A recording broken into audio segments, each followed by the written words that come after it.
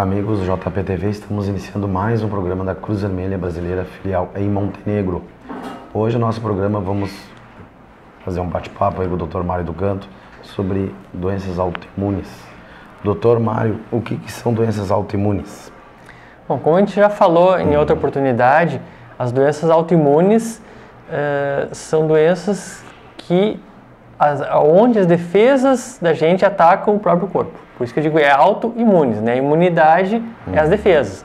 Então, nossos leucócitos, os glóbulos brancos, em vez de se preocupar em atacar as bactérias, os vírus, eles resolvem, por algum motivo desconhecido, atacar o próprio corpo. Né? Então, a pessoa começa a fabricar anticorpos contra as estruturas do próprio corpo. Isso são as doenças autoimunes. Cite alguns exemplos de doenças autoimunes, doutor.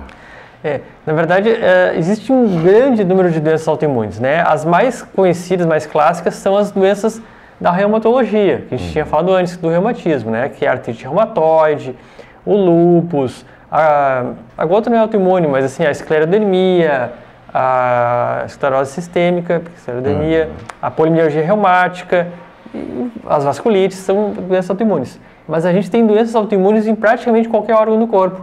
Por exemplo, a gente pode ter uma tireoidite, uma inflamação na tireoide, autoimune. A gente pode ter uma hepatite, uma inflamação no fígado, autoimune. Né? A gente pode ter uma doença do sangue, por exemplo, né? Que a pessoa tem anticorpos contra as plaquetas, que baixam as plaquetas, ou anticorpos contra o cérebro, que causa uma encefalite autoimune. Então, as doenças autoimunes estão espalhadas pelo corpo todo. Elas podem atacar qualquer lugar do corpo e a gente vai dar um nome de acordo com o local que vai atacar.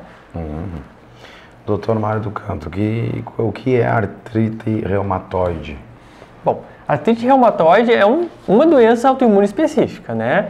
Que é uma doença que tem autoanticorpos, que a gente chama de fator reumatoide, né? Então, esses autoanticorpos são geralmente mais direcionados para as pequenas articulações. Né? Então, a artrite reumatoide era caracterizada por uma inflamação crônica, lenta, né, mas progressiva das pequenas articulações das mãos. Né? A gente diz que o paciente com artrite reumatoide ele tem essa inflamação tanto nas articulações entre a mão e os dedos, quanto nas primeiras dos dedos das duas mãos, além de punhos, cotovelos, ombros, joelhos e outras articulações. Mas essas são as principais acometidas.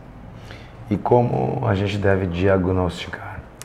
Bom, a artrite reumatoide, como eu falei antes, é uma doença, primeiro, que é de pequenas articulações. Segundo, que ela é lenta e progressiva. Né? O paciente que tem uma dor ali, uma inflamação em uma articulação, dá uma semana e passa, isso não é artrite reumatoide. Né? O paciente com artrite reumatoide vai ter meses e meses nas duas mãos, nos dois punhos, em várias articulações ao mesmo tempo e que não passam e vão cada vez piorando.